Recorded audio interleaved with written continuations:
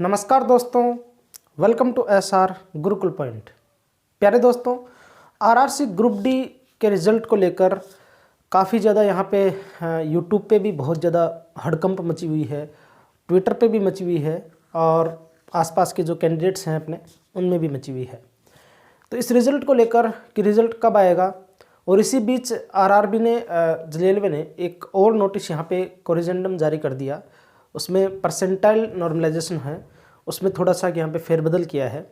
तो इस वीडियो में अपन बहुत इम्पोर्टेंट चर्चा करने वाले हैं, क्योंकि बहुत सारे ऐसे कैंडिडेट हैं जो इस परसेंटाइल जो नॉर्मलाइजेशन है उसको नहीं समझे पहले, फिर उसको समझाया मैंने। उसके बाद में रेलवे ने एक नई चीज़ और निकाल दी कि पहले परसेंटाइल होगा फिर नॉर्मलाइजेशन होगा। तो इस वीडियो में हम एक तो इस टॉपिक पे बात करेंगे, दूसरे इस टॉपिक पे बात करेंगे कि आज एक नोटिस आया है जिसमें सिकंदराबाद की साइट पे ऐसा करके नोटिस आया है। अच्छा, इस ग्रुप डी पे 3-4 नोटिस अभी वायरल हो रहे थे 2-4 दिन में, तो मैंने वीडियो बनाना उचित समझा नहीं, क्योंकि जो चीज़ ऑथेंटिक नहीं होती है ना, उस पर वीडियो बना के दिखाने का कोई मतलब नहीं रह जाता। अब कुछ यूट्यूबर्स का काम होता है कि पहले तो क्या होता है कि उन्हीं की टीम से एक नोटिस बना दिया जाता है, फिर उसको वायरल कर दिया जाता है, फिर उसके ऊपर आकर वीडियो बना दिया जाता है। चलो, उससे थोड़ी बहुत कमाई भी हो जाती है और उससे लोगों को जो है सिंपैथी भी मिल जाती है कि चलो बहुत अच्छे टीचर हैं या बहुत अच्छे यूट्यूबर हैं जो कि ये चीज़ हमें बता देते हैं कि भाई ये चीज़ फेक है या फिर रियल है। अब जो चीज़, क्योंकि एक बार आप सोचिए सोशल मीडिया पे आती कहाँ से है वो चीज़, ठीक है। खैर, यहाँ पे अपन फालतू की बात करने नहीं आए, तो वीडियो को आप अंत तक देखना। चैनल पर नए हो तो चैनल को ज़रूर सब्सक्राइब कीजिएगा, वीडियो को लाइक कीजिएगा। कोई भी क्वेरी जाती है तो कमेंट सेक्शन में पूछ सकते हैं। इसी के साथ अगर अभी भी किसी को कोई प्रॉब्लम है तो ग्रुप डी वाले कैंडिडेट्स जो हैं वो इंस्टाग्राम पे हमें मैसेज करके पूछ सकते हैं कि आपका सिलेक्शन होगा या नहीं होगा। कट ऑफ के लिए आप हमसे पूछ सकते हैं। हमने जीता जागता सबूत है, एनटीपीसी के आरआरबी का लेवल 5 का जो रिज़ल्ट आया है वो एग्जैक्ट जो हमने बताई है कट ऑफ, हूबहू वही कट ऑफ यहाँ पे मैच हुई है। और अब लेवल 3 और लेवल 2 वालों के लिए भी जल्द ही हम सीरीज़ लाने वाले हैं। तो मैं लक्ष्मण आपका स्वागत करता हूं एक नए वीडियो में। देखिए फ्रेंड्स, सबसे पहले बात करते हैं कि ग्रुप डी का जो रिज़ल्ट होगा उसमें नॉर्मलाइजेशन के लिए क्या रूल आया है। उस पूरे नोटिस में जब मैंने पढ़ा है, 2 बार उस नोटिस को पढ़ा है मैंने, 2 से 3 बार, तो उसमें सिर्फ 2 ही बात हैं, ठीक है। 2 ही बात है उसमें, बाकी और कोई तीसरी कोई नई चीज़ उसमें नहीं है।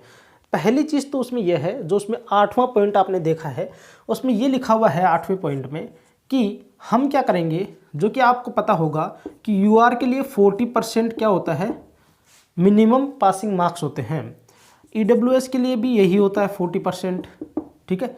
ओबीसी के लिए होता है शायद 35%, है ना, इतना होता होगा। अब जितना भी है आप उस नोटिस में देख लीजिएगा।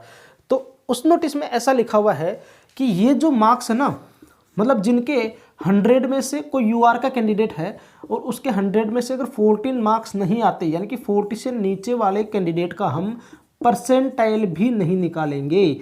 मतलब उनका ये है कहने का कि अगर इससे नीचे अगर किसी के मार्क्स आते हैं, अच्छा इस वाले की बात अलग है, CCCA इनकी बात अलग है, ठीक है, इनकी यहाँ पे बात नहीं कर रहे।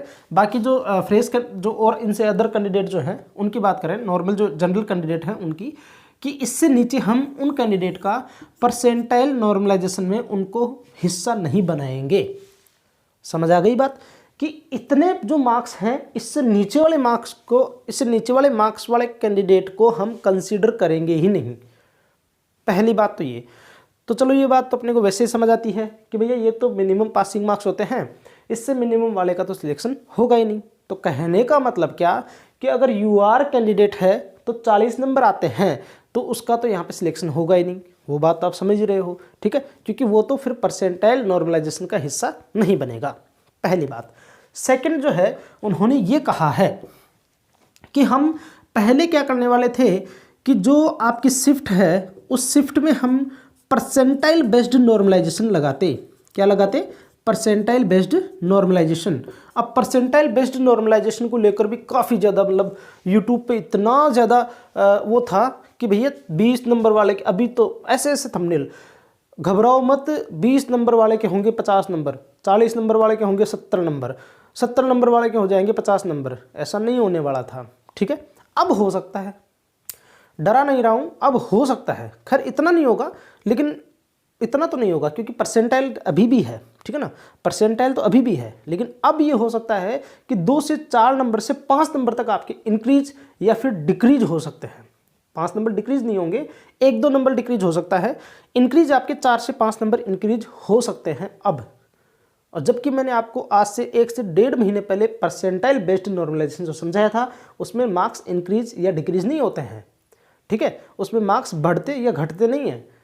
परसेंटाइल का मतलब क्या होता है कि जैसे मान लो कि एक शिफ्ट में 100 कैंडिडेट्स बैठे हैं, ठीक है, 100 कैंडिडेट बैठते हैं और उस शिफ्ट में आपके मार्क्स हैं मान लो 95, टॉपर बच्चे के, टॉपर हो आप लोग, 95 आपके आते हैं 100 में से, ठीक है ना। अब इसी शिफ्ट में आप जो एक और कैंडिडेट है, इसके मान लो 88 मार्क्स हैं, ठीक है, और ये जो इस मतलब लिस्ट में, इस रैंक में ये 7वें नंबर पे है। कितने नंबर पे है भैया? 7वें नंबर पे। परसेंटाइल कैसे निकालोगे? इसमें परसेंटाइल कैसे निकालते हैं उसका मैंने आपको वीडियो पूरा का पूरा प्रोवाइड कर दिया था कि इसका परसेंटाइल कैसे निकालते हैं। तो सिर्फ उसमें इसी तरीके से परसेंटाइल आती है, जैसे 90, ये फर्स्ट जो टॉपर होगा ना, इसका परसेंटाइल कितना हो जाएगा? 100 परसेंटाइल, ठीक है, 100 परसेंटाइल हो जाएगा। इसका मार्क्स तो 95 ही है पर 100 परसेंटाइल हो जाएगा। तो ये चीज़ होती है, इसमें मार्क्स बढ़ते या घटते नहीं है। लेकिन अब लोग ये क्या करेंगे कि परसेंटाइल पहले कर लेंगे, परसेंटाइल स्कोर निकाल लिया, फिर उसके बाद में उसका नॉर्मलाइजेशन करेंगे। तो वहाँ पर नॉर्मलाइजेशन में क्या करेंगे, ये 2 बातें इन्होंने कही हैं कि हम लोग मानेंगे बेस शिफ्ट। अब बेस शिफ्ट किसको मानेंगे? उसको मानेंगे जिसके अंदर 70% या फिर उससे ज़्यादा अटेंडेंस हुई है, 70% या फिर उससे ज़्यादा अटेंडेंस हुई है उस शिफ्ट में।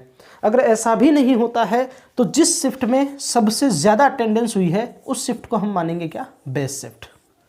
और उसी बेस शिफ्ट से आपका नॉर्मलाइजेशन होगा, उसी को बेस मानकर, यानी कि उसके अंदर मार्क्स ज़्यादा हैं या कम हैं तो उसी को मानकर होगा। तो यहाँ पर नंबर अब बढ़ सकते हैं और घट सकते हैं, दोनों चीज़ें अब होंगी ये, ठीक है। बाकी ऐसा बिल्कुल नहीं होगा जो 2018 में हुआ था कि 40 नंबर वाले के भी 70 मार्क्स बिल्कुल हुए थे। अगर कोई कैंडिडेट यहाँ पे वीडियो देख रहा है जो 2018 का एग्ज़ाम जिसने दिया हो, जैसे कि मैंने दिया था, आपको ये भी पता होगा कि 105 भी कट ऑफ 105 नंबर भी आए थे या फिर उससे भी ज़्यादा नंबर आ गए थे 100 में से ही। ऐसा हुआ था, 100 में से 105 नंबर, किसी कैंडिडेट के 110 नंबर, ठीक है ना, ऐसा हुआ था। तो वो था नॉर्मलाइजेशन जो कि किसी को समझ आया ही नहीं था। ये चीज़ है, ये नॉर्मलाइजेशन भी समझ तो किसी को नहीं आया, ठीक है। बाकी ये है कि परसेंटाइल जो मेथड होता है उसमें समझने में कोई बड़ी बात नहीं है, पर अब नॉर्मलाइजेशन और घुसेड़ दिया इस चीज़ में, ठीक है, तो फिर वही खेल हो जाएगा नॉर्मलाइजेशन का। बाकी ये है कि अब इतना गंदा काम नहीं होगा जैसा 2018 में हुआ था, वैसा नहीं होगा बिल्कुल। मतलब इतना ज़्यादा कुछ नहीं है कि भाई 10 से 12 नंबर बढ़ गए। 10 नंबर तो बहुत मतलब बढ़ेंगे नहीं, पहली बात तो बढ़ेंगे नहीं, ठीक है, 10 नंबर नहीं बढ़ने वाले आपके। इस चीज़ को आप समझ गए। ये तो हो गया आपका उस नोटिस का निचोड़, ठीक है ना। क्योंकि मैंने कल ही आ गया था नोटिस, लेकिन मैंने कल ही ये वीडियो इसलिए नहीं बनाया क्योंकि कोई मतलब नहीं है। पहले आप लोग क्या हो कि परेशान हो जाओ अच्छे से खूब, है ना।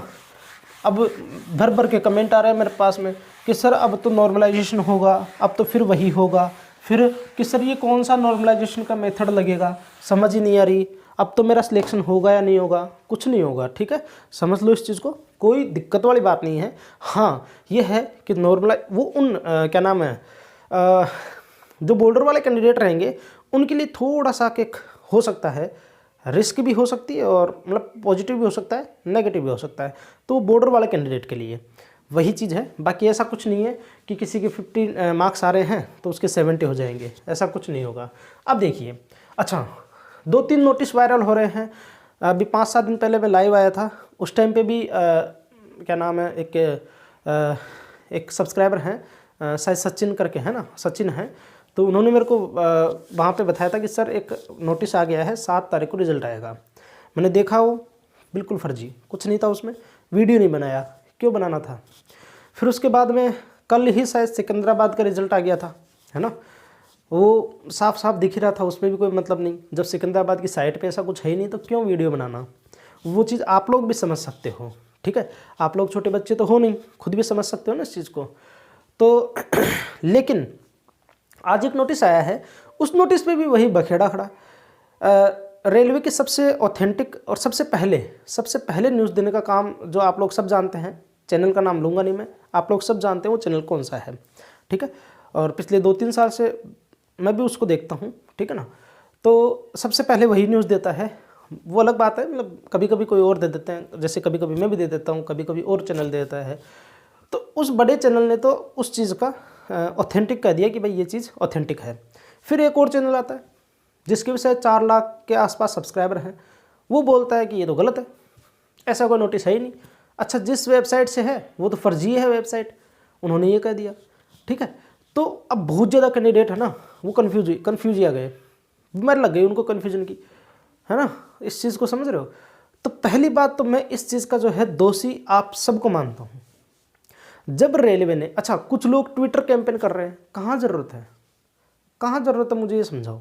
जब मैंने आपको स्टार्टिंग में कहा था 2018 में भी जो है आपका रिजल्ट जो है, रिजल्ट के पीईटी के टाइम पे सिर्फ 18 से 20 दिन का गैप था, जब आपको नोटिस में आज से पहले बोल दिया गया कि जनवरी में हम पीईटी करवाएंगे। एक नोटिस आया था, सर्कुलर हुआ था जारी, मतलब कोई इनके जोनल रेलवे का एक कोई सर्कुलर था कोलकाता से, उसमें ये कहा गया कि 3 जनवरी से हम पीईटी स्टार्ट करवा रहे हैं। 3 जनवरी से पहले 20 दिन अगर मानते हैं तो कितना होता है भैया, 13 दिसंबर। अभी कितना है, आज शायद 7 दिसंबर हुई है, 6 दिन बाकी हैं, यानी कि कम से कम 6 दिन बाकी हैं अभी रिजल्ट आने में। उसके अकॉर्डिंग रिजल्ट ये नहीं करा कि 6 दिन बाद में आएगा, समझो इस बात को कि कम से कम 6 दिन तो बाकी हैं। तो फिर आप ट्विटर कैंपेन क्यों कर रहे हो, काहे के लिए अपनी आंखें खराब कर रहे हो और काहे के लिए अपना दिमाग खराब कर रहे हो। तो समझिए इस चीज़ को, बस बिना काम। और जब मैंने वीडियो ही बनाया था, आज से शायद 10 दिन पहले मैंने वीडियो बनाया था, 7-8 दिन पहले मैंने ये कहा था, इससे पिछले वाले वीक के लिए मैंने ये कहा था कि पिछले वाले वीक में रिजल्ट आ जाना चाहिए 30 नवंबर तक, बहुत ज़्यादा पॉसिबिलिटीज़ हैं। और अगर नहीं आता है, यानी कि ये तो तब जब रेलवे स्पीड से काम करेगा तो, और नहीं करेगा तो फिर 10 दिसंबर तक रिजल्ट आने के पूरे चांस हैं, पूरे चांस हैं। अब आज हो गई 7 दिसंबर, ठीक है, 8, 9, 10, 3 दिन बाकी हैं, और इन 3 दिन में रिजल्ट आने की 100% संभावना है, 100%, ठीक है। तो अब मैंने आपको फिर से बता दिया, और वही बात बता रहा हूँ मैं बार बार आपको, एक ही बार बस, ये आदत मेरी है नहीं, ठीक है। आप इंस्टाग्राम पे भर भर के बस मैसेज करते रहते हैं कि सर रिजल्ट कब आएगा, ये कमेंट सेक्शन में पूछते रहते हैं। मैंने आपको कह दिया कि मैं एक ही बार न्यूज़ बताता हूँ आपको, एक ही वीडियो में बताता हूँ, बार बार उस पर डेली में कहूँ लो जी आज आ गया रिजल्ट, है ना, लो जी कल आएगा रिजल्ट, अभी अपडेट आई। तो ये काम मेरा नहीं है। 10 दिसंबर आपको मैंने कह दिया कि 10 दिसंबर तक रिजल्ट आपके बहुत ही ज़्यादा चांसेस हैं कि आ जाना चाहिए। अब अगर नहीं भी आता है तो वो भी कोई गलत चीज़ नहीं है। क्यों नहीं है? क्योंकि इन्होंने कहा है कि जनवरी के फर्स्ट वीक में या फिर सेकेंड वीक में आपका क्या होगा, पीईटी, ठीक है। अब पीईटी से 20 दिन पहले रिजल्ट आ जाएगा, ये आप समझ लीजिए। उन्होंने अगर 3 जनवरी कहा है कि 3 जनवरी से पीईटी स्टार्ट है, तो कन्फर्म है कि 13 दिसंबर तक तो आपका रिजल्ट आ ही जाएगा। नहीं आता है तो मैक्सिमम 15 दिसंबर तक। क्यों? क्योंकि 18 दिन मिले थे हमें पहले, 2018 में 18 दिन मिले थे हमें, तो उस हिसाब से 15 दिसंबर तक आपका रिजल्ट आ जाएगा। ये खींच कर है, मतलब ये बहुत ही रेयर है। ऐसा होगा नहीं होगा, ऐसा बिल्कुल नहीं होगा। होगा तो यही, ठीक है। लेकिन यहाँ तक भी आपको ट्विटर कैंपेन करने की ज़रूरत है ही नहीं, पर बस आदत लग गई हर चीज़ की, बस हमें ट्विटर कैंपेन करना है। अरे भाई, उन्होंने नोटिस डाल दिया पहले से कि हम दिसंबर में रिजल्ट दे देंगे, ठीक है, और हम जनवरी में पीईटी करवा लेंगे। उसके बावजूद बस रिजल्ट उसके बावजूद आरआरसी हैशटैग लगा दो, आरआरसी ग्रुप डी रिजल्ट दो। कहाँ, क्या मतलब है?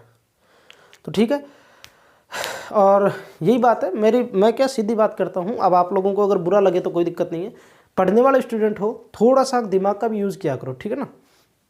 चैनल पर नए हो तो चैनल को जरूर सब्सक्राइब कीजिएगा, वीडियो को लाइक कीजिएगा। कोई भी क्वेरी रहे तो कमेंट सेक्शन में पूछ सकते हैं, या इंस्टाग्राम या टेलीग्राम ग्रुप पे भी हमें मिल सकते हैं। इसी के साथ एक बात और कह देता हूँ कि पीईटी के लिए बार बार मैंने आपको कहा है कि पीईटी की तैयारी शुरू कर दो। किसी भी कैंडिडेट को अगर थोड़ी सी भी प्रॉब्लम है, क्योंकि ये अपना जो परिवार है ना, वो आप सबके लिए हमेशा साथ खड़ा रहेगा। जब 0 सब्सक्राइबर थे तब भी आपके साथ था, आज भी है, कल को भी रहेगा। आज के 5 साल 10 साल बाद में अगर आप लोग हमें प्यार देते रहेंगे, हमेशा आपके साथ खड़ा रहेगा। तो आप लोगों को क्या करना है, किसी को भी डाउट है कि सर मेरा सिलेक्शन होगा या नहीं होगा, मैं पहले ही बता देता हूँ भैया, 18 दिन में आपका पीईटी पास नहीं होगा। ध्यान रखना इस चीज़ को। अगर कोई ऐसा कैंडिडेट, ठीक है, जो कि पीईटी की कभी तैयारी किया ही नहीं है, तो 18 दिन में पीईटी पास नहीं होगा। ठीक है, बहुत रेयर कंडीशन होती हैं पीईटी पास होने की, तो इस चीज़ को समझ लीजिएगा। अगर किसी को डाउट है कि सर मेरा सिलेक्शन होगा या नहीं होगा, तो इंस्टाग्राम पे आप हमें पूछ लीजिए सीधा ही, या फिर आप हमें टेलीग्राम ग्रुप में पूछ सकते हैं।